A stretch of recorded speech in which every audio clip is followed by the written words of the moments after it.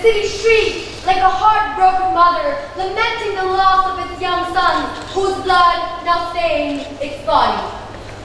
The streets no longer cold, the tea no longer tastes sweet. And the air, stale with the stench of death, choked her lungs, but she held on.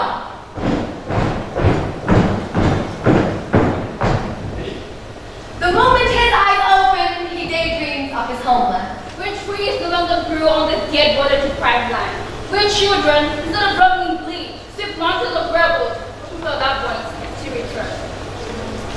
He breathes in the soft, humid air of this virgin soil. It tastes like nothing but rejection, nostalgia. He sits in the tension breath of the void, feeling emptiness around him and hearing the silence. His ears stirring with people whispering for help, with despair choking in their throats. His eyes with the invisible traces of fear. His ears withered in the absence of kind words. Terrorists! When Lamar set out to find home, she thought of the names on the map as hers. If only someone had told her to stop. If only they said, this journey is brutal, it will make you go through hell, only to constantly remind you that on the other side, there will be no home to welcome you, but borders blocking your way. You will be robbed of parts of yourself that you thought would always be there. You will have no name, no identity. You will have to be a number. NA-109. You won't be Lamar from a depot anymore. You will be a 29-year-old Syrian mother among other millions. So don't go. Don't mistake yourself.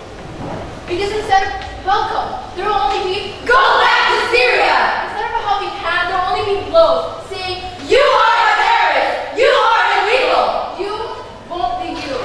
Well, a mom was a lawyer who would stare and wait to travel to mountains if that made the safety of her son.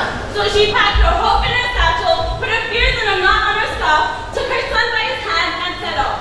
The ocean was a cruel friend, but so was the land. So they went on, day after day after day after day after day. Until the little boy could not count any further. You see, the ocean is just like me. It keeps everything held within, but lets everything all out at once. The once the waves swelled, the rock cradled them back and forth like a crib. The tide grew stronger, the rock grew weaker. Trust over into submission of collapsed lungs, where his tiny stroke was stricken, and he yelled, Mama! That was the last time anyone had ever called her that.